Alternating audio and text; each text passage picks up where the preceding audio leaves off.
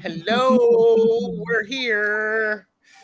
Thank you very much for joining us to welcome everybody to Back and Forth with Jaime and Gerald, with the wonderful Medium Betsy Palmer asking the questions. Yay. Yay. So, how have the two of you been since I was with each of you? Busy. Indeed. Is that a good busy or a busy as in it's driving me crazy busy? Well, a little bit of both. I got to spend time with family, with people I love, but did a lot of peopling time. So. Oh, okay. Yeah. I get it. Yeah, same. Yeah, I get it. So, well, we have a few people here. Everybody who have been watching, Red Wing is here. Jonathan is here. Hello, Jonathan. Woo! Lisa, Kindness and Light. Hello. Lisa is here. Hello. So, and I'm still waiting for the notice to pop. Did the notice pop? Mine came instantly. Even before the intro was done. I got the ding. Love that. Plucky Heroine is here. Hello. Still the best handle on the internet. Absolutely. Isn't it great? It's great. After mine. Yeah, the PETA. Now, you have to explain to me the PETA. The pain in the ass. Oh!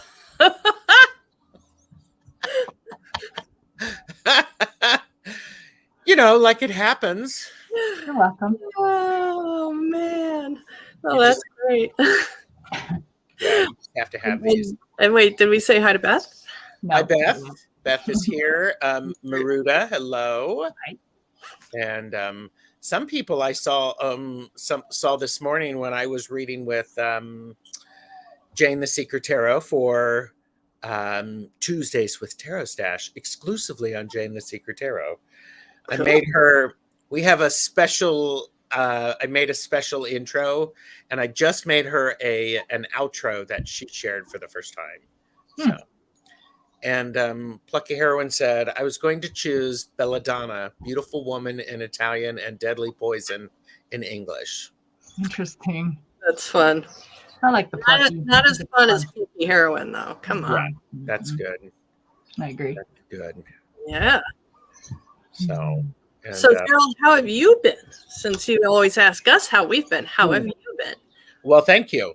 I have been okay. The last couple of days have been chilly here, so it's a bit of a mind flip where I've been doing a little bit of yard work, not a whole lot, but a little bit, and then it got cold, and I'm like, I'm not turning the heat back on. No, I'm not doing it. I'm not. So, but and then Jeffrey and I went and saw my family on Easter, so that was nice to be able to get to see them, and so that's good. Thank you for asking. Thank you for checking in with me. So that's good. Pia's Life is here. Hello, Pia. Hi. Yeah, that's what I call myself, Pita. No, it's Pia's Life, not Pita Life. Oh my gosh. So everybody, if you've been here before, you know how this works. Back and forth. And Betsy is asking the questions. And so there's for entertainment purposes only. Do not base anything upon what we say or do. You boo. You need a hashtag for that. You do you, boo. You do. And I do have the snort count. So if people need help, if we can get Jamie to snort, it's always a plus. Well, guys just about got me to do it with the PETA explanation. That's yeah. And That makes me Kathy happy. is here. Makes my tail wag. There you go. And I see Linda de Gonzalez is here. And Pamela Batchelor. Twisted Sushi. It can be. It could be. It can be. What's everybody got in their cuppa today? I'm drinking coffee. Me too. Iced coffee. I will tell you that over the weekend I had some hibiscus ginger ale. That was the best drink that I have had in forever. Wow. Was this on your road trip? Mm-hmm. Was this something that somebody brewed themselves? This sounds very exotic. It was lovely. Like you only get in the Pacific Northwest kind of thing. I don't think so. No, it's available. It's you can get it. Mm-hmm. And Monkless. That's the name of the place. Monkless. I saw the Brewery. thing. It was great. Yeah. Callie Healer is here, first time. Thank you, Hi. I believe. Oh, hi. Saw Callie Healer on this morning on Jane. And, Welcome. Yes, welcome. And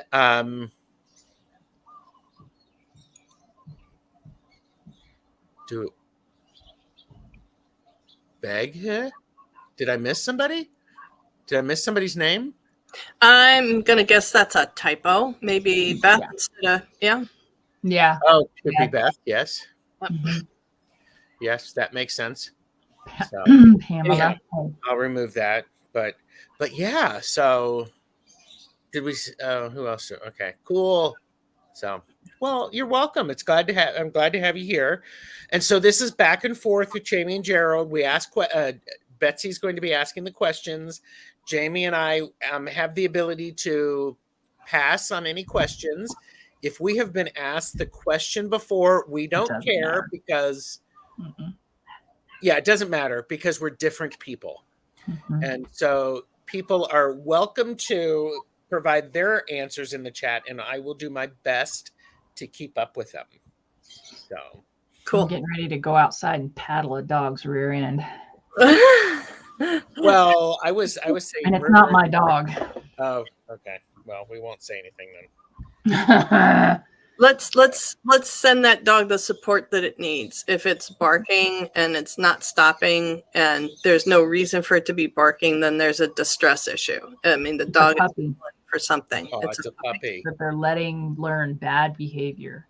Yeah, so the puppy is barking. It needs support. Puppy, I mean, that's like a baby crying, right? Yep. Let's send that puppy some light and love and support. Poor little thing. Poor little bug. It's probably lonely. There are 7 dogs over there. 7. All of them end up at the fence, and this puppy is learning to fence fight. Oh, okay. Look at him. That's awesome.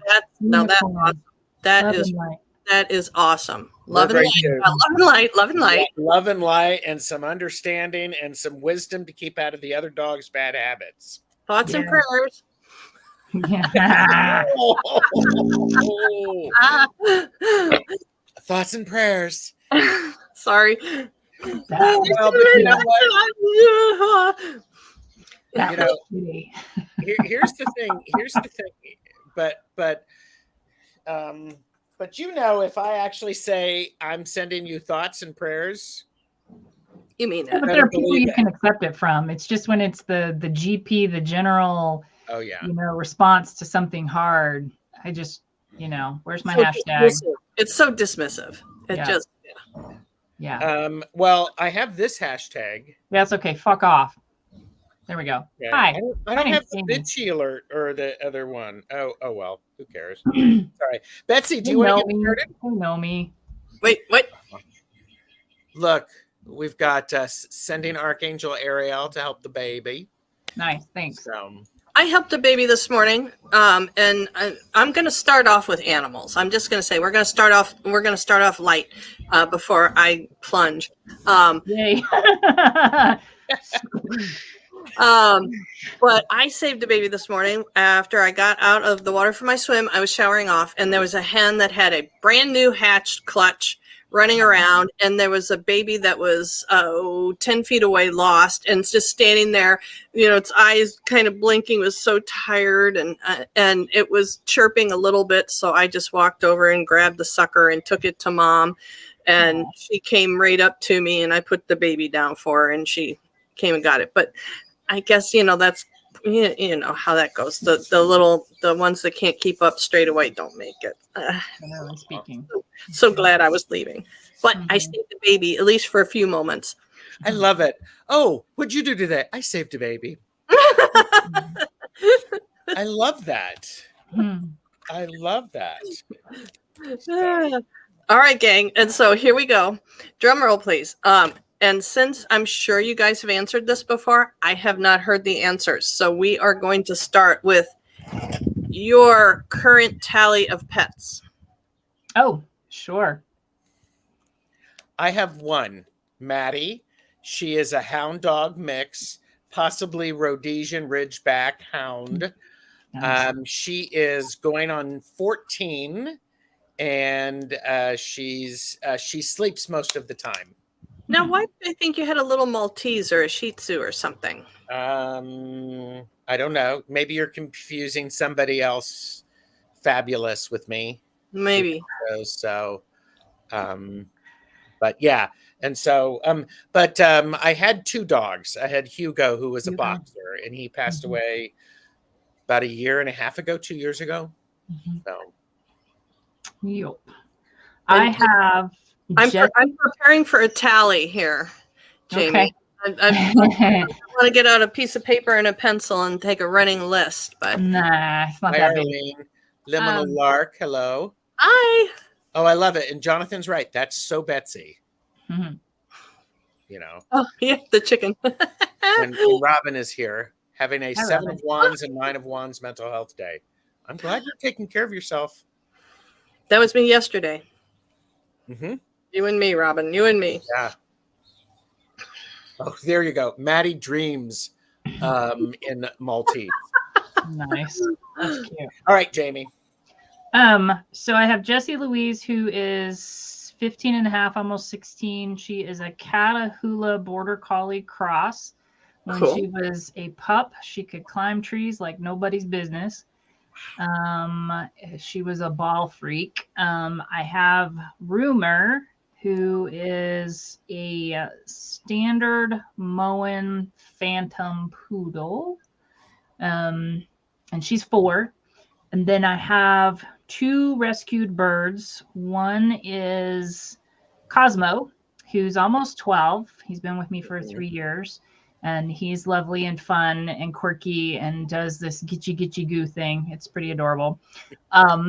And then I have Calvin, who is 15, almost 16, who is not, you can't handle him. He's no longer tame because he was left too long in his cage from the kid that had him went to college, and then the parents just left him. And so he's had a pretty sad existence for the last 12 years of his life. And but we do have a love affair, and he allows me to kiss his nose. I just can't pick him up. And he whistles very well. These guys are both cockatiels? They are. Okay. Oh. Yep. Yeah. Okay. And so on the heels of that question, what is your favorite animal? If you had to pick one. Oof.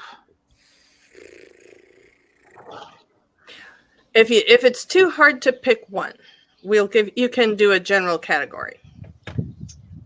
I like cats because they're independent and they will demand attention when they need it. And I forgot my cat. Shit. Sorry. Do over. She's at the clinic. Her name is Noir. She's one of our rescues from the 2021 fire season. She has a cornea scratch on her left eye, so she's scarred and looks interesting when she looks at you. She once lost a toe from a dog that was there for a procedure, but yeah, she's at the clinic. She hangs out there. Anyway, go, Gerald. Sorry. Oh no, so I really like cats, and one of the great things about cats is you can go out of town for a day or two, and that's okay. They'll just be mad at you. So They'll pee on your pillow. They'll pee on my pillow. Yes. But my absolute favorite animal, pigeons. One. So that's my area of expertise in rescue, and they are very misunderstood, and I love them a lot. Second would be dogs. And if I had to go with wildlife rescue, vulture, turkey vulture would be my ultimate. So you have quite a history with birds then. All the way back to the age of 11. Yep. That's when it started. Yeah. Did you get a bird then, or you just got fascinated by birds? You got one. No, I was handed a rescued bird at the age of 11. Was that the pigeon? Nope, it was a cockatiel. Cockatiel, okay. Yep. Yeah. Wow. Cool. So how do pigeons rank in intelligence with cockatiels? My mom had cockatiels, so I know they're pretty smart. So they're pretty damn smart. They have they can recognize people that are mean and people that are kind. Almost one interaction with someone, they will recognize your face the next time, even if you're in different clothing or whatever. They recognize brands for food. Certain pigeons in the city, because we did a study in New York, and certain pigeons in the city, not certain, all of them, can recognize brands that they consider pretty tasty. But they also know the people that hang out in their normal places, that, you know, if they're nice or not. So I think they're pretty brilliant from what I know and how I deal with them. Yeah, I know they're misunderstood. A lot of people call them flying rats or something like that. Yeah. And no, that's seagulls. yeah, they call them flying rats. But I mean, you know what people don't understand, not to make it all about birds, but I could go on and on.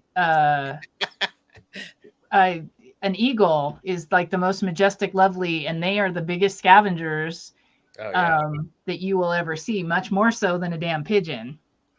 Yeah. Yeah. Mm-hmm. No, that actually kind of makes sense, because a lot of the birds that beg for food around Maui, they're really selective about the food they'll eat. You know, if you try and give them something healthy, that's not why they're there. They can find that on their own. They want junk food. They want people food. Mm-hmm. So they are very selective about what they eat. So can I tell you just one interesting thing about them? Please do. So you could have 100 birds, and there are 6-7 different places around town for them to get food, regular good food. They will divvy it up so that everybody gets something. Not all 100 will show up in the same spot. They have a way of communicating that you'll have, 20 here, 30 there. You know what I mean? They make sure that everyone is fed. That's cool. It's very cool. That's really cool. Yeah. Okay, so Gerald, I'm just going to back up and ask you this. How long has it been since you've had cats? Oh, it's been the cat that I had, I lost in the divorce. So it's probably been about 11 years. Okay. 11 years. Beth said, I have a Bichon Frisé Maltese mix, and I'm fabulous. Must have been me. Bingo. I used to raise and breed them. We used to call them bitch and frizzies. Bitch and frizzies. That's pretty awesome. Okay, I have one more animal question. Hang on just a second, because Kathy said I am owned, ruled by 3 cats. That's easy to understand. That's my sister too. Yep. Beth said a wolf. Pamela said water birds. Oh, wait a minute. And pigeons are lovely. Plucky Heroine, 2 tabbies, Mildred and Gladys, that I adopted as kittens own me. And so, and there was my first year on Maui, there was a point where I was outside camping all the time, and in this discussion about pigeons, there was a runaway homing pigeon that ended up at our campsite over and over and over again. I had nicknamed him Rufus. He didn't know how to eat people food. He kept coming to us for food, but he didn't know, he didn't recognize anything we offered him as food. I don't think he made it very long. But now that you're saying pigeons are smart and they have this kind of intelligence about that stuff, that makes sense why Rufus kept showing up over and over again. I kept wondering about that. Yeah. Jonathan's got a whole farm and chickens. When did that happen? Baby chickens. Maruta doesn't have any at the moment, but fish, loves fish. Rats are pretty awesome. Agreed. 2 rescue rats or cats, Ragdoll and Tabby. Ragdolls are Pomeranian named Grizz. Pomeranians are, I'm a cat person, not a dog person, and Pomeranian is like the perfect blend, right? Since they're fox descendant instead of a canine. Yeah. Or anyway. Yeah. And Tesla was obsessed with pigeons. Well, he's taken after Jamie. I will tell you, as in veterinary care, the 2 breeds that we dread, Chihuahuas and Poms. I understand that. Yeah. I understand that completely. Do you have any pets, Betsy?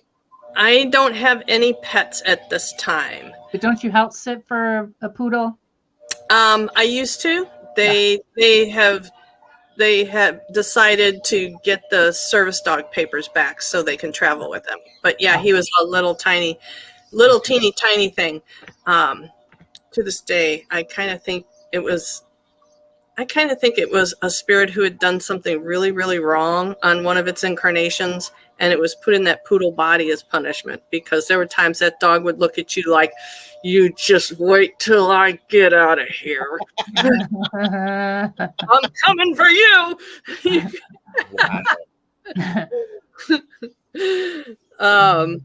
Wait, there's some more Chihuahua chatter. Oh, yeah. Yeah.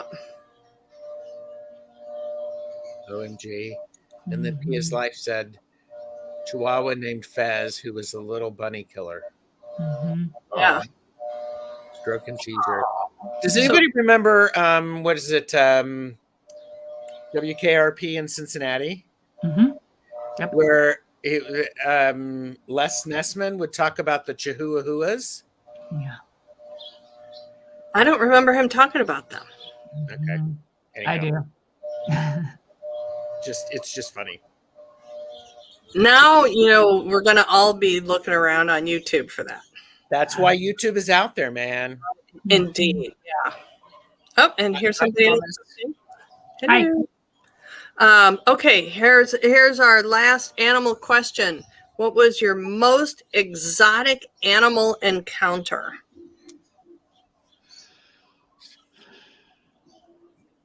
I've had a few. You go. Yeah, well, I mean, when you're in wildlife rescue, it's kind of an interesting thing. We had a golden eagle that came in. We had an osprey that came in that had a fish hook with a weight stuck in its mouth, and they're usually pretty feisty. And and I believe that that bird was pretty grateful once we were able to get the hook out. And I've had some pretty good eagle encounters, golden eagle encounters, and my ultimate is a whale encounter.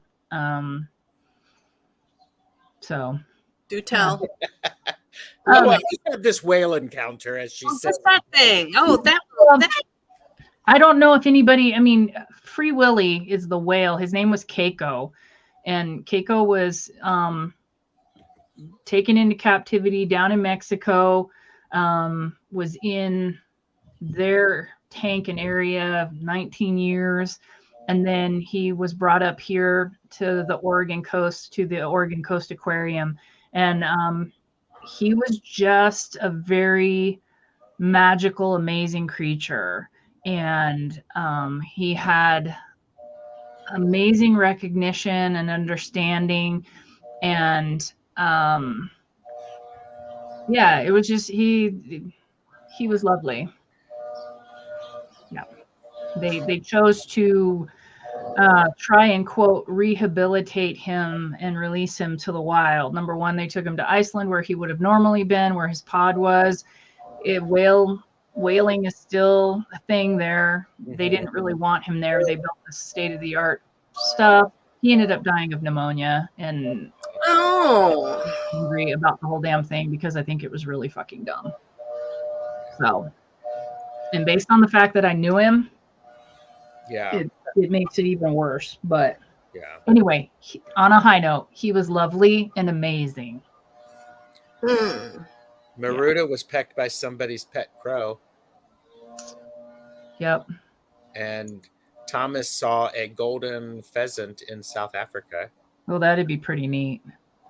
That would be really, really neat. Nancy O'Crone's intuition is here. We had 2 opossums come in through our front door, seeking refuge and probably food. So much for Chihuahuas being guard dogs. Well, even a tenacious Chihuahua is going to recognize that it is probably not going to come out of an opossum fight very well. Yeah, Beth, they're gorgeous in my opinion. They these have no hair and they're big and they're very gentle. So I think my I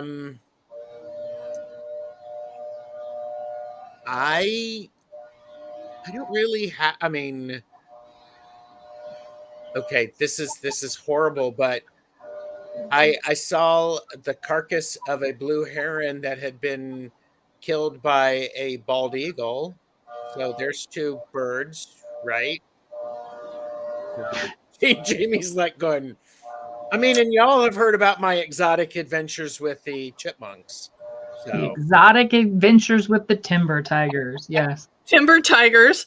But okay, so the other thing is when I was in Yellowstone, we were going to Yellowstone, the Grand Canyon. Oh, what? Wait, everybody glitched for a minute. I felt. Oh, still okay. I'm feeling like I'm in the Matrix here. Okay. It's not glitching on my end, so I don't know. You're okay for us. Was I glitching? Did I freeze for you guys? Oh, that was weird because both of you guys were frozen on mine for a minute, and I couldn't hear anything. Oh no. Okay. So going to the Grand Canyon early in the morning, I saw a huge elk, which I was not expecting. And by the way, elk and moose are huge and fast.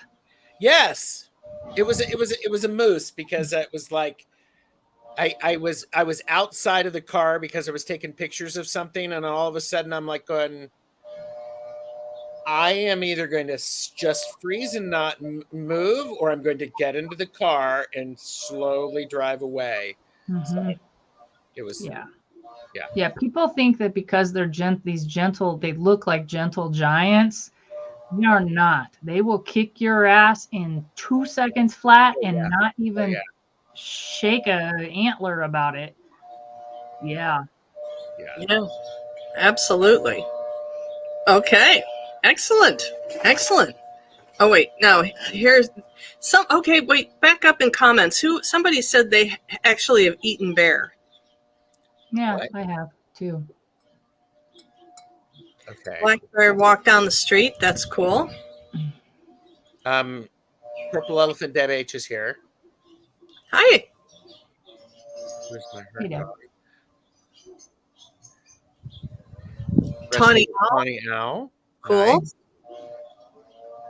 That one. Who said they had eaten bear? So I don't know. It's up there a ways, but we can always pop that in. Oh, Nancy. Okay, Nancy said she's had bear. So what does bear taste like? It's greasy. It's best as like a summer sausage, in my opinion, or like a salami kind of thing. I mean, I've eaten elk. Elk is delicious. Mm-hmm. I make elk spaghetti. Yum. he has eaten. And I will tell you that, before anybody comes for me, we are hunters up here. We're not sports people. Yes. I mean, there are sportsmen in the state of Oregon. I'm not saying that there aren't, but for us, it's all about putting food and meat on the table and in the freezer. Yeah. And not one bit of an animal goes to waste. So yeah. I mean, and I think that's the beautiful part of it. And I'm okay with hunting, especially, I mean, for use of it. Yeah, there's a lot of honor given. Yeah. Most of the people I know. See, Nancy agrees with me. Greasy. Yeah. Okay. Easy. Mm-hmm. All right, cool. So we're going to switch it up. Okay. We've actually been in for half an hour already. So I'm going to go to something, a big switch. Describe to us who you were in your early 20s.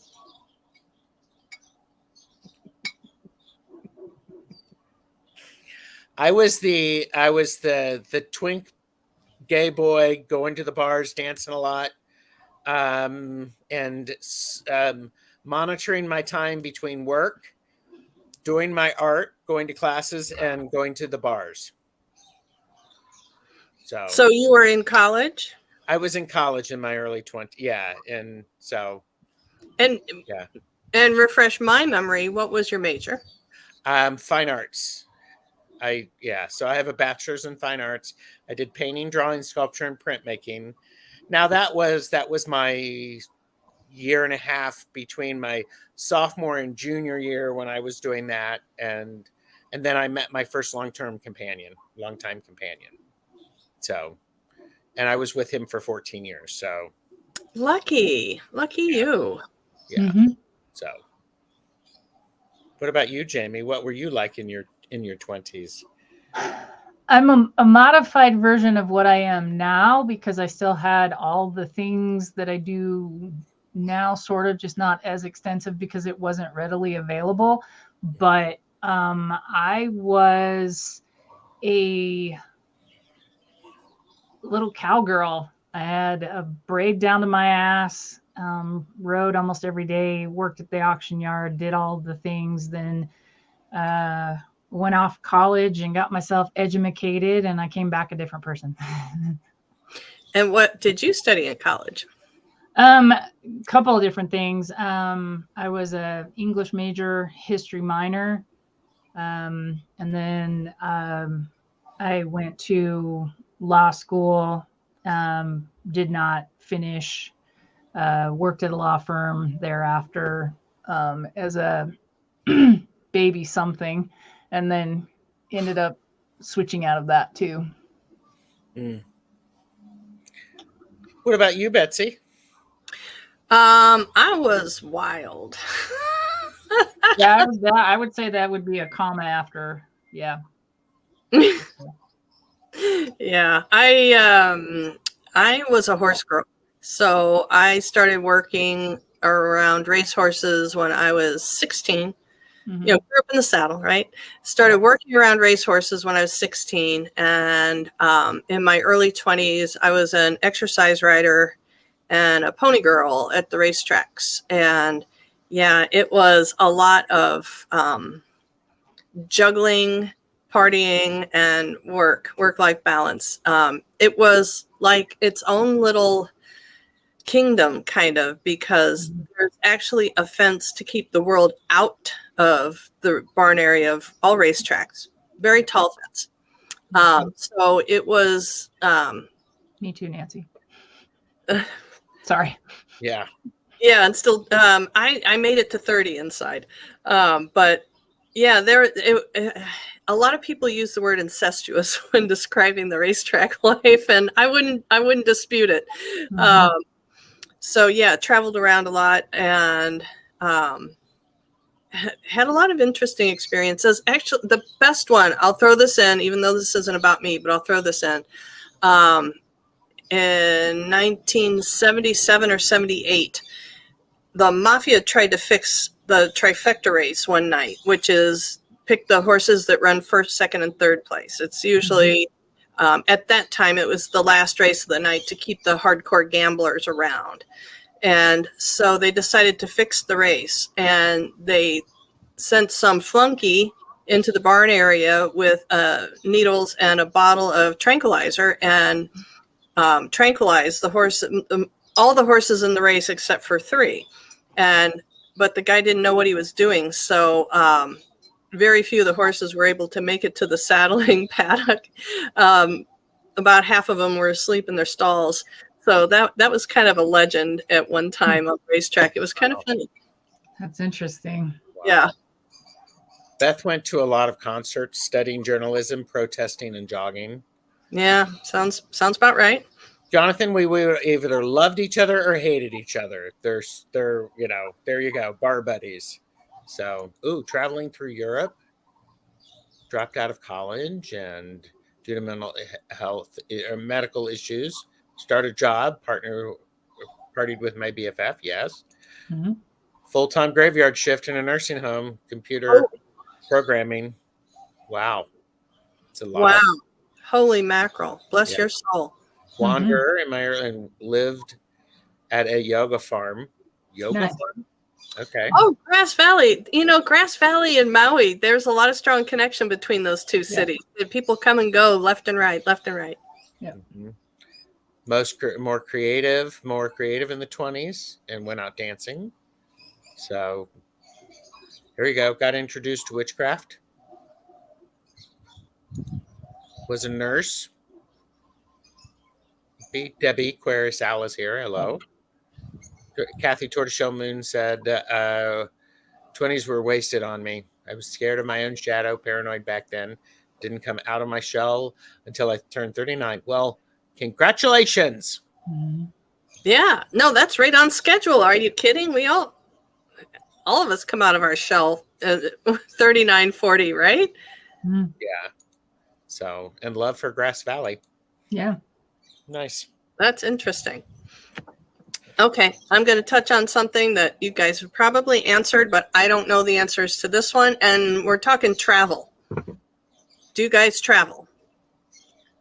I used to a lot more. Jamie, I know you just had a little weekend getaway, but are you a traveler or not so much? Yeah, I'm a military brat. I've been everywhere. Oh, okay. Well, so then what's your take on traveling for pleasure, since you did move around a lot? Do you enjoy it? I have moved around a lot. I'm a gypsy. I don't really enjoy traveling for vacations. Yeah, I have to have a real purpose. There has to be a reason, right? I mean, if there's one thing I can pack like a mofo, but I have to have a reason for the travel. Otherwise, everybody that's around me on the daily basis says that I've never met anybody that I don't know, because I will, Never met a stranger. Mm-hmm. Yeah. When going back, so like I told you guys, going back to the city that I went back to over the weekend, it used to be it was smaller, and now it's about 80,000 people. And one of the things I noticed is that people don't say hello like they used to. And I know pandemic related, blah, blah, blah, but I was making eye contact with everybody and saying hello, good afternoon, you know, not how are you or something like that, but just acknowledging somebody walking by me. If they made eye contact, I would say good afternoon or whatever it was. And I'm like, I'm not going to stop doing that. You guys can fuck off. I'm still gonna, I'm still going to do that. So that was an interesting thing and kind of made me a little sad. But yeah. And Gerald, where do you stand with travel? I like to travel, but I like to travel and I go for relaxation. So I have this idea is that if I'm going to be somewhere for a week, I have 2 or 3 things that I really want to do, but then I show up and then I see what's going on that I may not know about. And then I try to do local things instead of the touristy things. I mean, it's like, but I have to say, when I was in San Francisco, I did ride the cable cars. Okay. I mean, it's a thing. You have to, yeah. And you have to, you know, so, but but then I'm not in a rush to do a whole lot of things. I'm in the rush to have the experience and to just slow down. Mm-hmm. So I'm walking the streets. If I'm going to a museum, then I'm going around the museum too and seeing what's going on. Yeah. So what is the most memorable place either one of you have visited? I would say visited. So I was born and raised in Germany, and then came to, like, we go to San Diego every summer, and then where I live every summer because of grandparents, and then different places. But I would say my most favorite place to ever live or visit would be over in Germany in my old neighborhood. Yeah. Or San Diego, either one of those. So for you, your memorable places are the places that you have that connection to home. Yes. That's cool. Yeah. My memorable places are ones with water and mountains. So I'm a big fan of South Lake Tahoe. Give me a huge body of water surrounded by mountains. Give me the Black Forest. So that just makes me very happy. Yeah. How about you?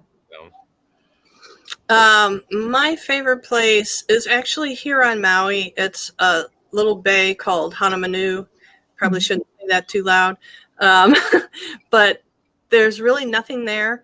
It's a beautiful crevice in the mountainside that's ringed by bamboo forest. And there's a freshwater river that runs through to meet the ocean. So to me, on this island that has a lot of deserty, hot areas, very yang energy, Honolulu is very yin, very quiet, very still. And to me, that is my really very favorite place to be, because I can just sit in a chair and just do nothing, stare, and be completely at peace in that place. Nice. Nothing on in my head, no to-do list, no connection to anything else except just being there in the moment in that spot. It's it's beautiful. That's awesome. I like that. Lots of people have shared some of their travel stuff, which is wonderful. Thank you. Yep. So Crane Lake in Canada. Wow. Crane Lake. So Latvia. And I'm going to answer the Willie Nelson question. Yeah, I think he still lives here. Don't see him around town like we used to. But yeah, we used to see him, at Starbucks, at the coffee shops, grocery store, whatever. But in the past few years, a lot of the people that are well-known celebrities or well-known people whose faces you recognize from a screen somewhere, have not seen them out in public as much as Maui started getting quite a bit overrun. So they're just kind of. Yeah. So cool. Okay. So how are we doing? All right. I'll save the last, I'm going for this one. Go for it. Love the way I juggled that one, right? You're going on a picnic for two. Who are you taking? Where are you going? Why? And what are you bringing? Easy. Go for it. I'm going down Cleetwood Trail down to the bottom to where the lake, Crater Lake is. I'm taking Steven. We're taking a picnic lunch with some veggies that we can share with the Timber Tigers. I would take Rumor if I could, but she's really not allowed down there. Although people take their dogs, I would not. And then I would get on the boat with one of the rangers and go out to Wizard Island. There you go. Let's hear about Wizard Island. What? Yeah. Wizard Island is the island in the middle of, Crater Lake is a caldera, an exploded volcano. It's about 1,900 feet deep. When you look at the edge from the top, it's like a turquoise color. And if you have the turquoise color, that's 500 foot in depth. So it's not shallow on the edges even. But they do a lot of, there are organisms that live in Crater Lake that live nowhere else. So Dr. Mark is out there. He's a scientist. He's out there. He has his interns and volunteers and stuff. And then most of the rangers that work on the lake have all of the mythology of the native tribes that Crater Lake is pretty sacred to them. And it's sacred to me, but Wizard Island is out in the, not quite the middle. It's off in a kind of a corner, but it's part of the collapse cone, and you can go out to the island and have lunch and do whatever as long as you come back on the last boat. You can't spend the night out there. They actually let people on it. Yeah. They do. Wow. Yeah. You fish. You can fish out there. They'll allow that, but you can't. There are no boats on the lake, only the boats for the rangers to take you around, or like I said, Mark's scientific vessels. They're allowed out there. Yeah, it's a pretty magical, amazing place. I would guess. That's cool. Yeah, I've been going there every year since 1973. Wow. Yeah. Wow. Yeah, the snow gets so deep. So 636 inches is the normal snowfall. So anything over that. So the road up there is solid snow on a good year, and all you can see is sky. Yeah. Wow. It's amazing. That's. I like to give people tours up there. Does it freeze? Does the lake freeze? Does the lake get ice, or does it stays? It gets some ice. Because it's really, really freaking cold up there, but not like skatable ice. Yeah, if it's that deep, I would imagine not. Yeah. The deep water's got to keep it too warm to completely freeze, right? Mm-hmm. Yep. Wow. No, boy, that's cool. Yeah, it's very cool. Wow. Thank you. That was quite the journey. Yeah. I'm there in my head. Yeah, I'm looking at the caldera out in front of me right now going, oh. It's cool. Yeah. So Jeffrey and I would be going to some of the earth mounds or the Arboretum, and that's where we went on our first official date. Nice. For a picnic lunch. So we would have sandwiches, your typical picnic food, some sandwiches,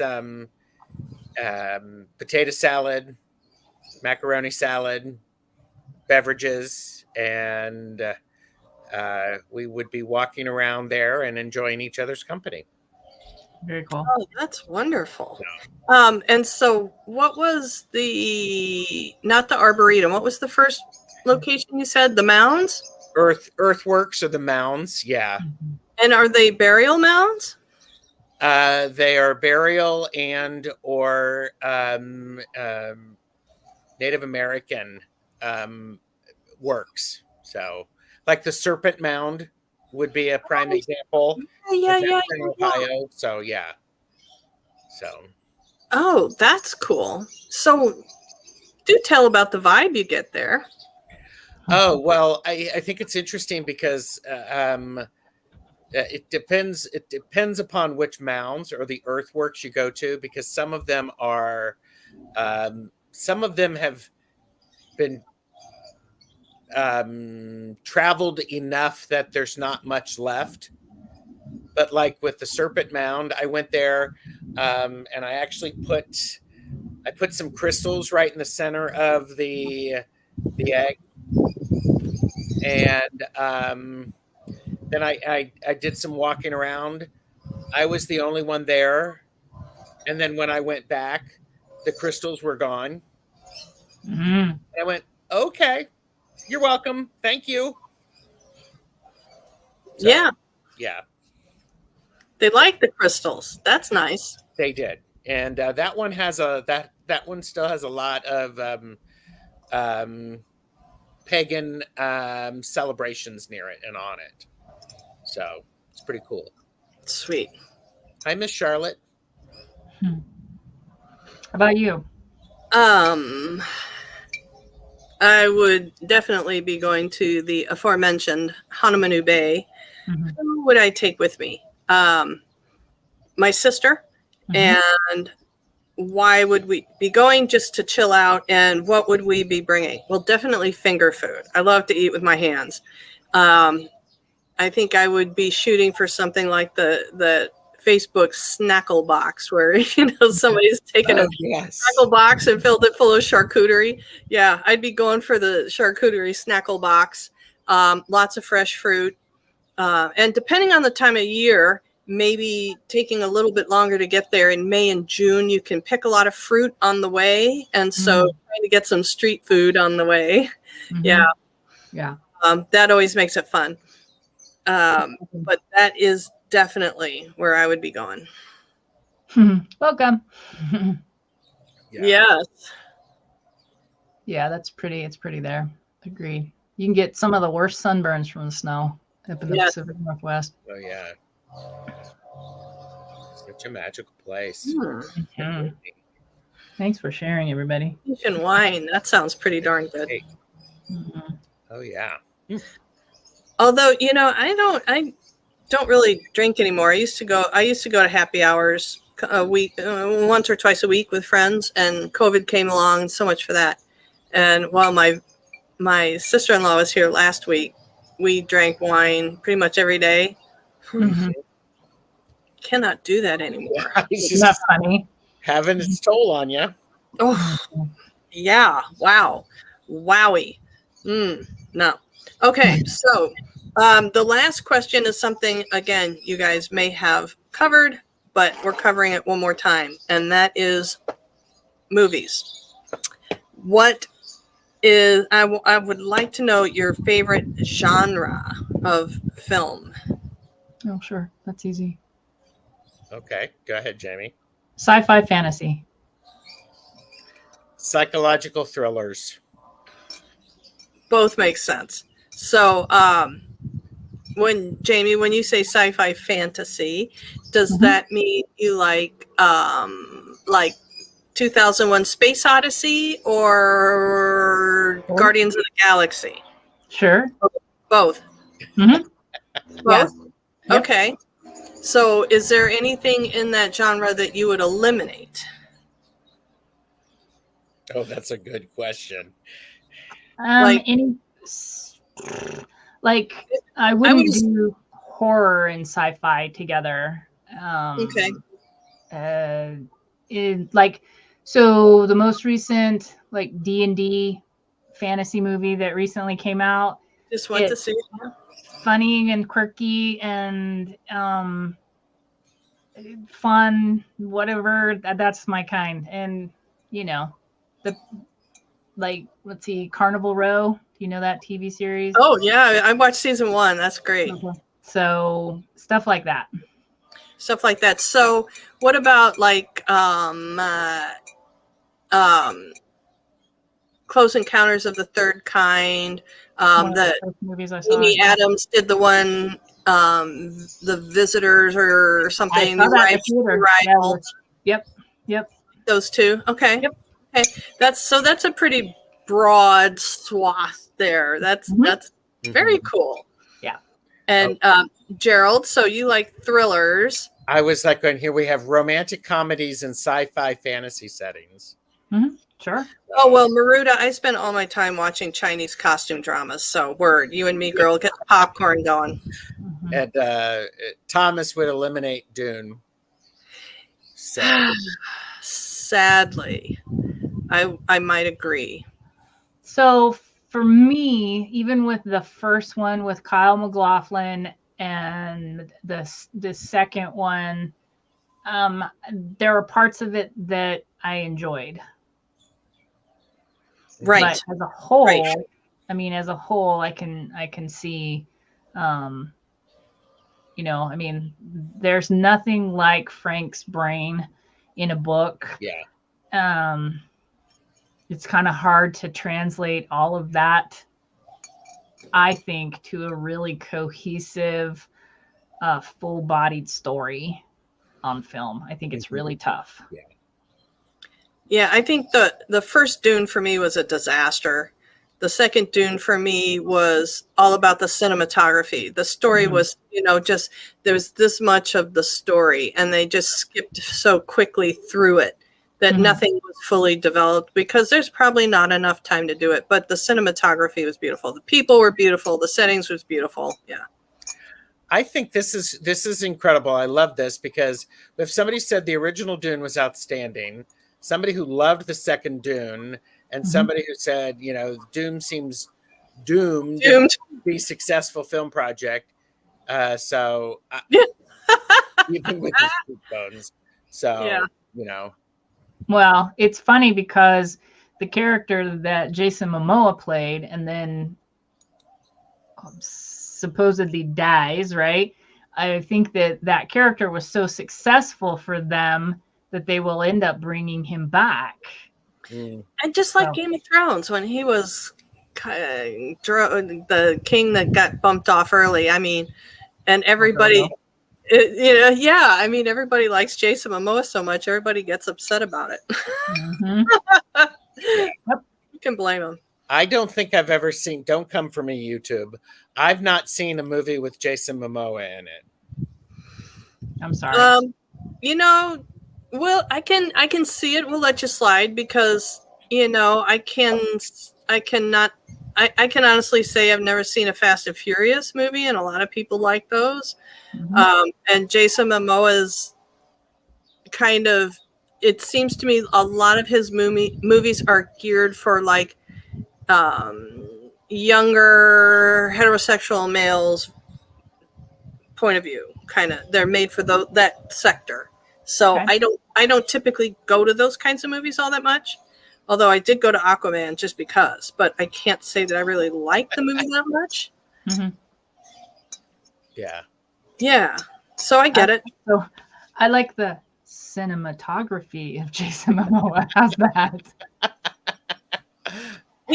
He's getting pretty close to too famous, though. He's almost there. He's a boy in a huge body. He's a hippie. He's a hippie in a man's body. Yeah.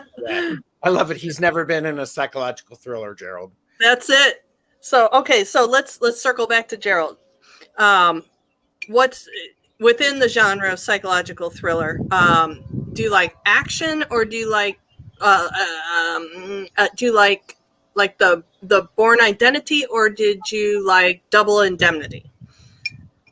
I liked the action flick part of it, but I'm also a huge fan of of Silence of the Lambs, Red Dragon, and so I like can I call the Da Vinci Code a psychological thriller, because you know there's so many weird twists going on. So I like that. So I have not seen Repulsion. I will. I have never heard of it. Where's my pencil? I'm gonna be Googling now because I like a good psychological thriller too. So, and then Total Recall, Thomas is talking about. What about the Pelican Brief? I've not seen the Pelican Brief. I love that movie. Yeah, I guess I'm old. I You just called me old too then. Uh-oh. Hello. You know, I love movies from the 40s and 50s. One of my favorite movies of all times is an old black and white called It Happened on Fifth Avenue. Mm-hmm. I love that movie. Mm-hmm. Well, and I was rewatching some Hitchcock films. I was rewatching Psycho. That's a psychological thriller. Definitely. I rewatched The Birds, and Jeffrey told me I can only watch that while he's not home. Yeah. Because that movie scares him. So I enjoy a movie that is just a complete and utter mind flip. Inception, great film. Oh, Inception. Yeah, I like that. Great So film. can I tell you why? Can I tell you why sci-fi fantasy versus something so realistic? I used to read true crime and things like that, but some different events occurred in my life that it made those movies and that genre impossible to watch. And so sci-fi fantasy, I don't have to deal with the realities of the dreck that is out there. You know what I mean? There is a cute little show though, and I'm trying to think of, I know that Daniel Craig is in it. It's newer, but it's a murder mystery kind of where everybody's in the same house and they have to figure out it's a whodunit. That was super cute. Knives Out. Pardon me? Knives Out or something. Yes. Okay. Yeah. I thought that was adorable, but that's also in that kind of like a little bit of a mystery, a little bit of a thriller. Yeah. Mm-hmm. See, I like the Hitchcocks that are more mysteries like that than The Birds. Fred Astaire, yeah. Yeah, I love that. And The Glass Onion was the one before before Knives Out. Yep, I watched that too. And Kung Fu Hustle, I personally adored. Yep, me too. But and it's one of those things that for me, one of my friends actually said that he didn't like the movies like Silence of the Lambs because that could actually happen. Well, I'm sure it has happened. Yeah. And it does happen. And I have this weird thing where I'm okay with that because I was just watching, I just binged watched over the weekend Mind Hunter, a series on Netflix. Yep, I know about how they're trying to figure out how to do serial killer profiling. Yes. And just fascinating. See, that's interesting to me. It's just the play out of how it happens. I can't do.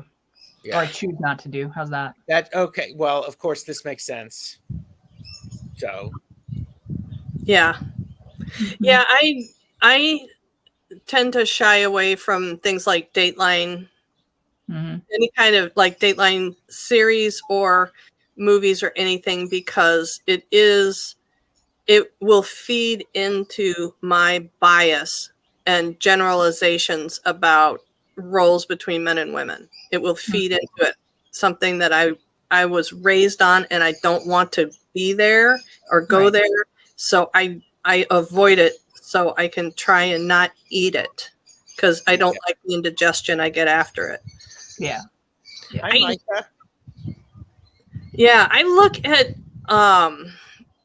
at screen time. I look at in books and all that stuff that I take in as just like I'm eating or taking in food. So if I believe that eating Baskin Robbins ice cream cakes is detrimental to my health, then I don't eat it, or I choose to eat it and beat myself up for it and suffer whatever physical consequences. I feel the same way about what media input. Mm-hmm. Yeah. I agree with you. So, but I'm also the guy who I watched Mrs. Mavis Goes to Paris. Oh, I Mrs. love Harris it. Goes to Paris. Yes. I mean, if it was on Amazon Prime, Prime of Amazon or whatever, Prime of Zon of Amma, and it was just so delightful because this is, and I'm always like, my favorite films are the one where the the person gets the best because they do the right thing, even in the weirdest circumstances, or they pause long enough and they do something small and it makes a huge difference, and then they find out about it. So, Yeah, that's cool. So, yeah. Yep. Yes. Well, let's see if I think we've covered my questions. Let me check and see if there's anything we missed here. Well, and I think, that there's so, I'll be honest with you. I will rewatch a movie multiple times. Just because, I put it on the background. Oh, yeah. Kathy Tortoiseshell Moon brings up 7 was quite good thriller. I loved the movie 7. I own it. I thought it was great. So. Is that the one with Morgan? Yes. Okay, yeah. I've never seen it. It's hard to watch. It's hard to watch because it's hard to watch. Yeah, and Debbie said, I don't like to watch anything about missing children. Absolutely. I do love 12 Monkeys. I will squeal if I get a chance to watch 12 Monkeys. Yeah. Funny. So. Background is Shugong, Dragon of Dreams. And yeah, my doors are all open, so the wind is blowing them around. That's an Amazon thing. Yeah. So.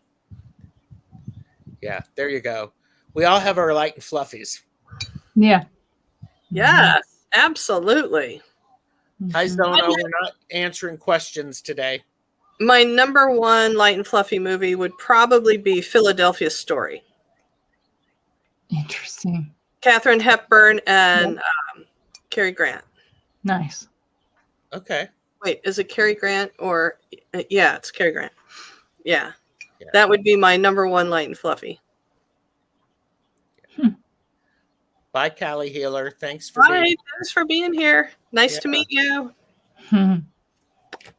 Wow. Love that. Yeah. Well, cool, guys. This has been. Did you ask all your questions? I have asked all my questions. Okay. Oh, wait, somebody now, Maruta said The Haunting. So where are you guys on paranormal viewing, whether television or movies? Not horror, paranormal. Where are you guys with that? Yes. It is brilliant. It is so fast paced. What I'm okay with paranormal films like that. What annoys me is when they always make them out to be evil. That's what I find annoying, because paranormal things happen, and I don't think they're not evil. So right, like The Sixth Sense, when things are handled as something curious to be discovered. I like that. Like, as far as television shows, I love Rescue Mediums. I don't like any of the things with the infrared night lights with people running around corners and screaming and Right. Yeah. It's just yeah. Oh, Pamela brought up The Sixth Sense. Yeah. It is a good question, isn't it? Yeah. So yeah. So if we're taking horror out of it, right? I'm going to kind of contradict myself, but so where you have the movie Stigmata with Gabriel Byrne, it's a good one, and then you go to the fantasy of Constantine. Another I will watch Constantine on a Sunday. I don't give two shits. I will turn that on and I won't go anywhere until it's done. On a loop. Yeah. And I won't watch it while, I will not do any social media while I'm watching Constantine. It's so engrossing. And you know what? I love The Prophecy too. The Prophecy with Christopher Walken, because it's treated very close to the same. The way Gabriel is portrayed in both of those films, to me, is pretty spot on. It's just, it's not as cut and dried. Yeah. Pamela says she likes UFO stories on Unsolved Mysteries. Where are you guys with UFO stories? Intrigued or not so much? I'm intrigued because I've seen too much to not believe. I like the ones that it's a factual accounting versus, the BS stuff out there. Maruda, I love Dogma. Me too. I love that movie. I love that movie, and it's I can quote that movie. Time. It's hilarious because it's so it's the letter of the truth, the letter of the law. Yeah, it's hilarious. Just the opening line. Let's make a movie about a Catholic woman who runs an abortion clinic. The opening line is all I needed. Yes. Yeah. Yeah. So I'm sorry, back up, Jamie. You were talking about UFOs. Oh, well, I like the real the stories that your bullshit meter doesn't go deet, deet, deet, deet, deet, but that it's actually intriguing and fascinating, and people believe and understand their encounter, and stuff like that. Yeah. Midnight Mass I have not seen. Constantine. I know that one. Yeah. That's a new one on Netflix, isn't it? Midnight I don't Mass. know where you can see Constantine. It may be on a Prime. If you have a server like a Roku or Apple TV or something like that, just search it. It comes up. You can even search YouTube for it. You can probably even buy a viewing on YouTube. I mean, or on Prime or something. I actually bought a copy of it on DVD really cheaply. Yeah. And Maruda, no, of course. Yes to Men in Black. Yeah. We have a star ruby ring in the store right now. It's like a 13-carat stone. It's almost purple, but every time I look at it, all I can think of is the galaxy and the cat collar. Oh yeah, I can see that. Yeah. So UFOs, unidentified flying objects, or what else do they call them? I don't remember. AIDs or IADs or something. I don't know. Okay. Wait, IAPs. I can't. We have to ask Amber that one. Yeah, I'm okay with them, especially if I prefer the ones where there's curiosity rather than annihilation. Yes. Yeah. Right. Because there's so many things that are going on, so many layers of existence. I don't know them all.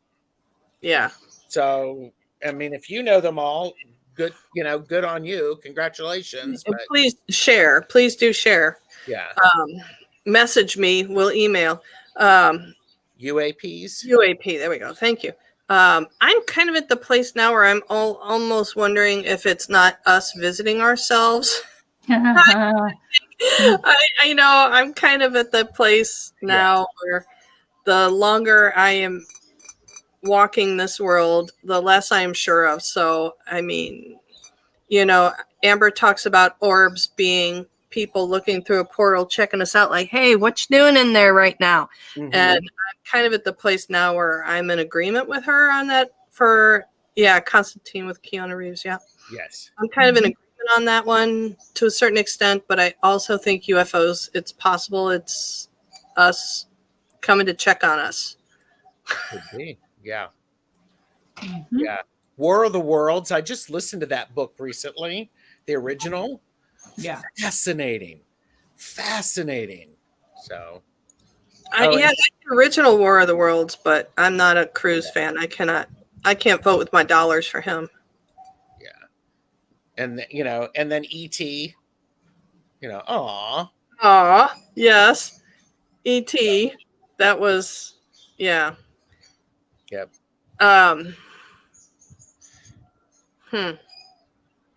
Jumping our timelines. Yeah, I'm actually watching a Chinese drama right now where an immortal goes back 500 years to the human realm to stop the demon king from waking up. And so she's in the process of, yeah. He wipes out all the immortals in her real time. So she's tasked with going to 500 years before and stopping that. So far, she's not doing such a great job at it. Beth asked, am I the only person who lost the thread in those Bourne movies? Like, WTF is going on? No, you're not. So, so Resurrection with Ellen Burstyn. Yeah, that one's interesting. Yeah. Galaxy Quest. Hilarious. Contact. Contact is lovely. That used to be the movie I would watch when I wanted to cry real hard. Yeah. I won't lie. I saw that 6 times in the movie theater.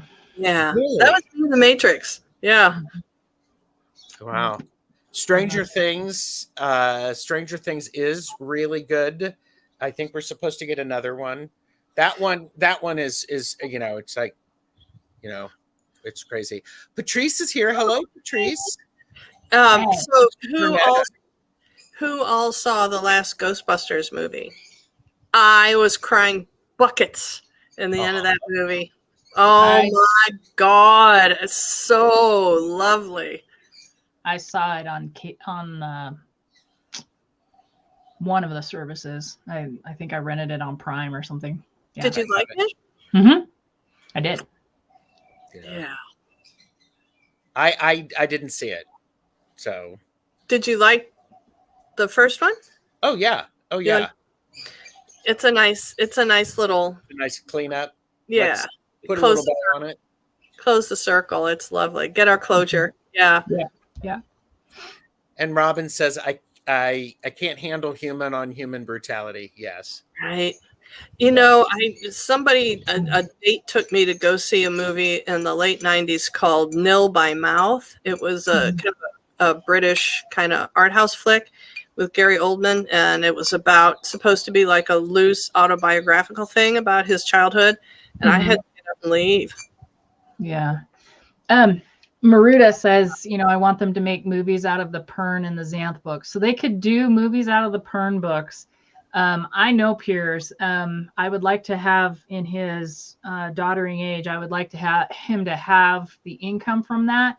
I don't think Xanth in this culture is doable on the screen. I think maybe back in the 80s, we could have gotten away with that, but I don't think you could put Xanth into current rotation. Pern for sure, because it's, dragons and fantasy and, kingdoms and things. But Xanth as a whole can be pretty naughty.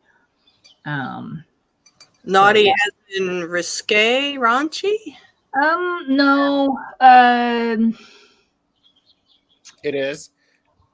Your answer. Yeah. Okay. I loved Kate McKinnon in that one. It's worth it just to watch her performance. Okay.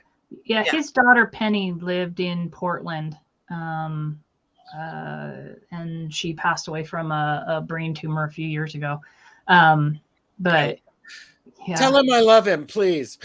But I just don't see Xanth in a format that you could do and do justice to it unless you had everybody suspend their self-righteous indignation and just have fun, as opposed to making Piers out to be a dirty old man, basically. He's not. I mean, he will tell you that he is a dirty old man, but not in the sense that he would harm a child. Yeah. You know what I mean? Yeah. That just, certain comments. Yeah, that sounds like we can pass on that one and just go for the dragons. Yes. I think one of the things that is really I could see that, Maruda. it should be animated. Mm-hmm. I think one of the things that is really difficult to do is to take a book in all the beauty that it allows your mind and your experience of reading the book to be captured on film. That's really, really hard because my imagination is better than anything that you could put on film. Mhm. And so I think when there have been, you're going to ask me what's a good example of that. But there's this idea of somebody who, if an author writes a book and then decides that they want that book made into a movie, I think they should be part of the process so that it can be boiled down enough so that they can actually do it on film and not just do stuff half-assed. And that's really, really hard to do. And there are some really amazing screenwriters who have this ability. It's like, how do you do that? And it's like, Hitchcock, a lot of his films, most of his films were based on stories and books. And I'm like going, wow, that's incredible. So there's a comment about Woody Harrelson and then talking about Natural Born Killers. So I was a huge Woody Harrelson fan and saw him in some things that were not, as popular, etc. He did Natural Born Killers. I did not watch him again in anything until The Hunger Games. So that's how much I was turned off by Woody Harrelson was from that movie. Mm-hmm. Yeah. I wouldn't go see a movie with a title like that. Yeah. But so Kathy's popped in Tortoiseshell Moon, Studio Ghibli.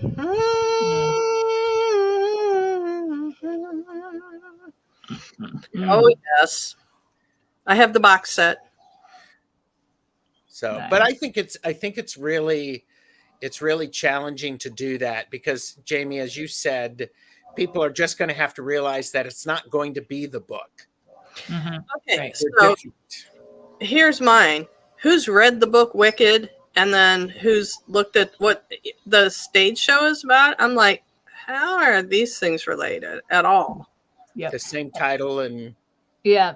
Miss Charlotte, I would agree, but it so turned me off of him as a human being because he was so good at it that I could not watch him. I had zero desire to see anything that he was in. Yeah.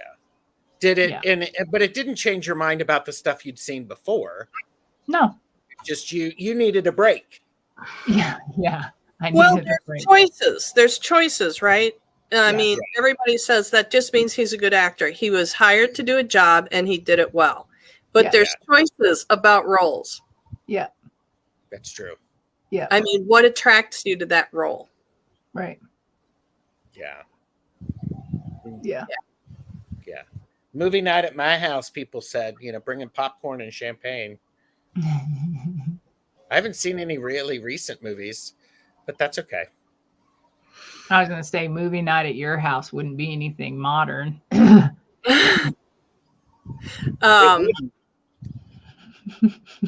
So somebody liked Larry Flint. That was a good movie. Larry Flint was a big Maui visitor. He visited every year and stayed at the Four Seasons. And some of my friends were his vacation buddies when he was here on island, and they liked him a lot. Yeah.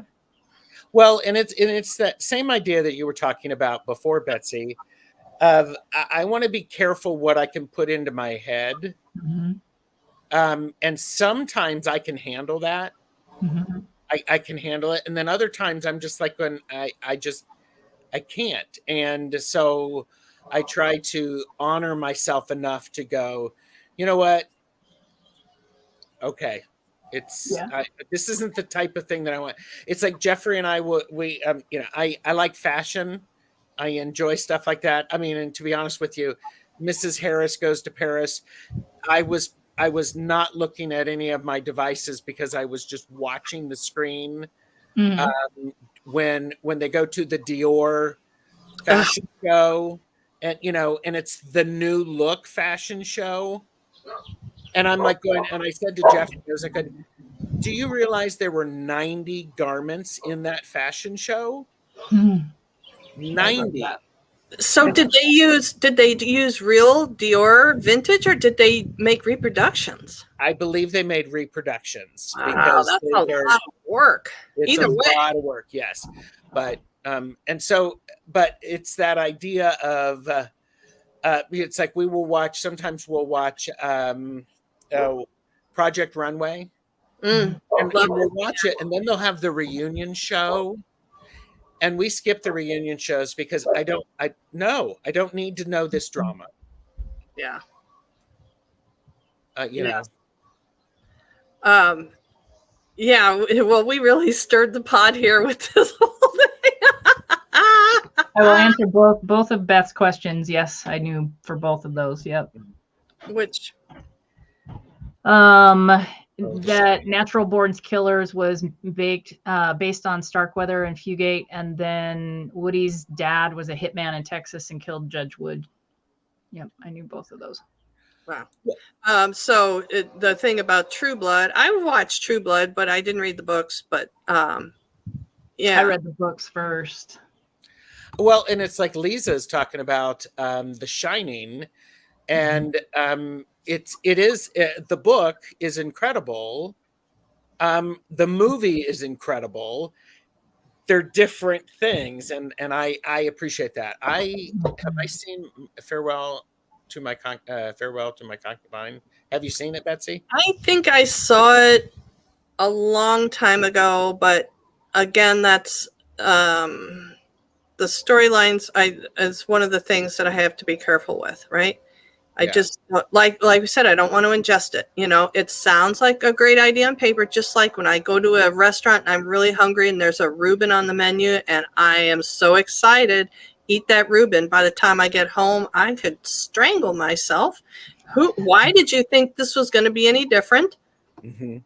It's the new one. It's the new one that I watched. And I remember seeing the original with Angela Lansbury. And thank you for that, Kathy, because I kept saying to Jeffrey, I think I've seen this before.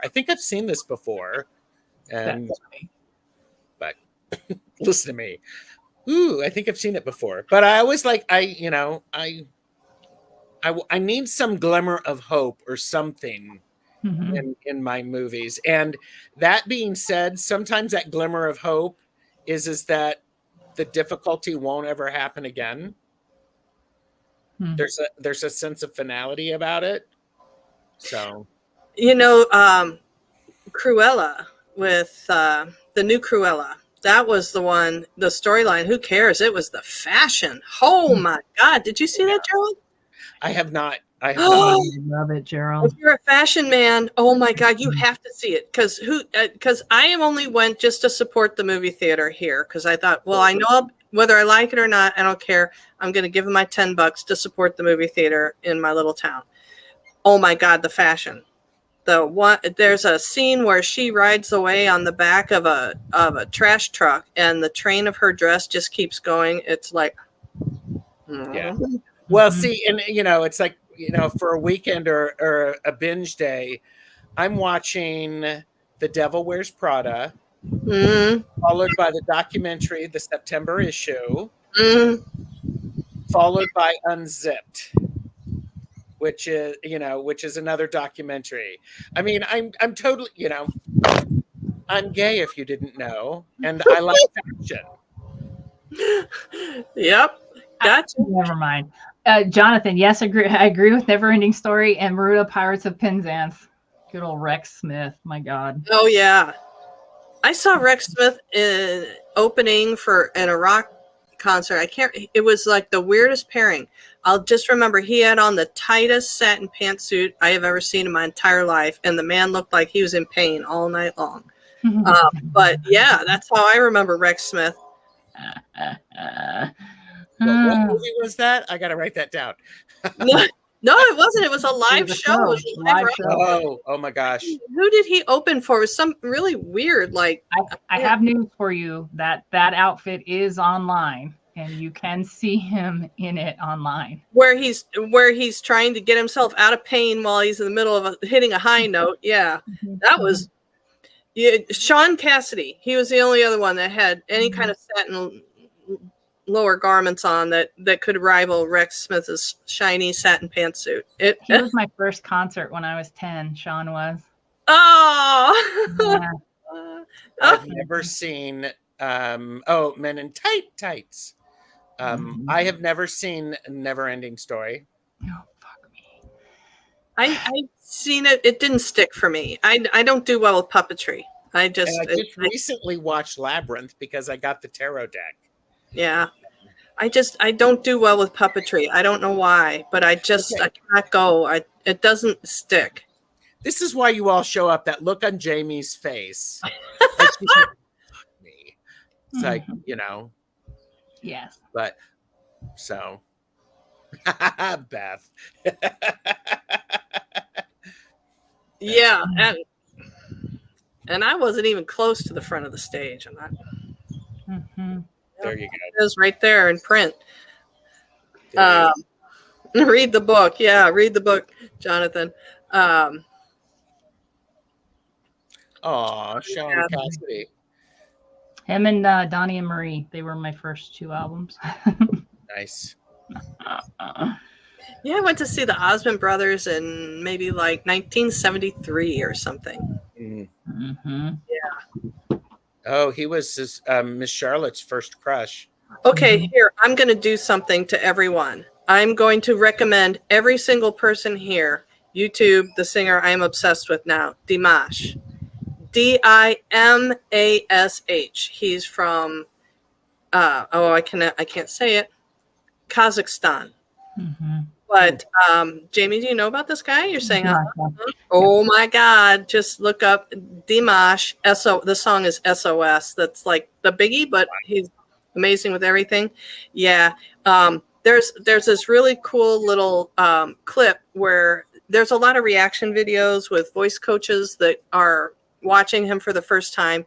And there's one titled Dimash hits D8. So he hits a note that sounds like a dog whistle. It's just a sound. You can't tell. It's almost imperceptible. Wow. It's just a sound. It's so the guy started voice lessons when he was 5. Both his parents are in the performing arts. His mother's a soprano. So the dude's born to it, but yeah. Mm-hmm. Oh yeah. Okay. Maruda. Yeah. Yeah. Good. So I don't have to ruin everybody's life. I torture all my friends by saying them this stuff. Well, that's fun. That's why we do this. Yeah. So, look, and Michelle Marie is here. For everybody who did not see yesterday's live with Michelle Marie and Tanis, please go watch it. It was so fun, so enjoyable. I think it's like I'm so blessed to be able to have people on my channel and be able to, share their love and their gift. So it's like, it was great. Oh, first record album Red Wing bought was the Beatles' Sgt. Pepper's. Mm-hmm. That's pretty good for the first record. Yeah. Have you listened to that recently? Sgt. Pepper's? On occasion, I like to go back and I like to listen to these, I'll call them classic albums, that are albums that you need to listen from track 1 to the last track in order. None of this random stuff, because there's just such a beautiful progression. There's a reason they were put together that way. Yes. Yes. Yeah. Yes. Oh, there you go. Thanks, Plucky. It was so much fun. So much fun. Now I'm going to have to go back. I missed the last little end of yesterday's show. I'm going to have to go back and watch that of your live yesterday. Oh, and Lisa said, my stomach muscles were aching from laughing so much. And that's what we were talking about. And, wow. There's not a bad track with Sgt. Pepper. Ooh, a storm. Look at Shugong is about to become the big flight dragon. There's a storm coming. That's why I went swimming early this morning, because there's storm coming in. We have flood watches for the next 2 days. Concept albums, exactly. Good old days. Exactly. Yeah. Sandpipers. I love old prog rock. Yeah, because that was so my era. You know, I was in my teen years when prog rock was a thing. So, Well, Mhm. and you know, and at one point I was trying to figure out. It's like, okay, where are the concept albums? If anybody who's watching this, leave a comment and tell me your favorite concept albums that are current, maybe in the last 20 years, because you know, I actually consider Pretty Hate Machine by 9 Inch Nails a concept album because it tells a story. We have a range. So ELO, Mhm. it seems like he's really evolved, that guy. yeah. Porcupine Tree is a British band that's been around forever, but I think they're still recording, but they've made some decent new stuff. Yeah. What? Where? Who? Asking why? No. Huh? Keep you safe. Oh, from the storm. Oh, thank you. Yes. I'm lucky. I'm not in a floodplain, so I'm really lucky. But it's coming in. We're gonna have 2 days rain. And by the way, there's Brian, Blushing Nerd Terror, who's probably spent his day work lurking and actually probably just working. And Brian and I are eventually going to be doing more the deck test drives. So, and oh yeah, Tommy's always a good one. Oh, Moody that Music. one might be my favorite of all. Well, what was the they made a Broadway musical out of it. And oh, I can't remember. Oh shoot. It's gone. Poof. It'll come back. Don't worry. But it's one of those things that I enjoy those. Let's have this concept album and let's go through it. And it's fun. And it's like, oh, American. Oh shoot. Okay. You know, so Across the Universe actually really worked for me. Oh, I liked Across the Universe. Yes. That one really worked for me. Yeah. Do you know what we're talking about, Jamie? Across the Mhm. Universe? I do. Julie Taymor. The test drives, is that where you guys are trying a deck for the first time? Yes. Yeah. It's similar to the deck casuals, but there's a different set of questions. It's like taking out it's like taking a new car for a test drive. Yeah. Oh, here you go. Okay. Somebody said BTS. Got a lot of love for the wall mural. Really? I for some reason or other, I couldn't imagine BTS doing anything other than just pop. Hmm. It's okay. And Now I want to check it out. well, you got an album when you were, you know, that's cool because Jeffrey and I were listening because it was recently Easter in 2023. And I was listening to Godspell and Jesus Christ Superstar, the concept albums, not the concert. I mean, the concept album, not the movie, not the Broadway version, but it's like, it was funny. Mm. Oh, yeah, loved that. Avatar. This is, by the way, best chatters on YouTube. Absolutely. So, Beatles White Album, yes. So who was an Oh, Fountains of Wayne fan because the dude wrote the soundtracks for everything. Adam, now why can't I say his last name? Schlesinger. Adam Schlesinger did the soundtracks for so many movies, like anything that had a 60s movie that needed kind of campy music but well done, that was him. Like That Thing You Do with Liv Tyler and Tom Hanks. Hmm. One Hit Wonder Band. Yes. I love that movie. I love that movie. So the guy that wrote all that stuff, Adam, and he was one of the co-writers for Fountains of Wayne. He had a way of taking music that you would think it would be really cheesy and make it authentic, and you could really appreciate it. He had such a gift for that. yeah. All right. Well, we need to head out. Betsy, thank you very much. You're welcome. This has been so fun. Thank you guys. Thanks for having me. Thank you. Be sure to join us next week. Jamie and I have 2 lives next week. So basically just like and subscribe so you can find out what's going on. So because it's free. So all right. Thanks everybody. Bye. Bye.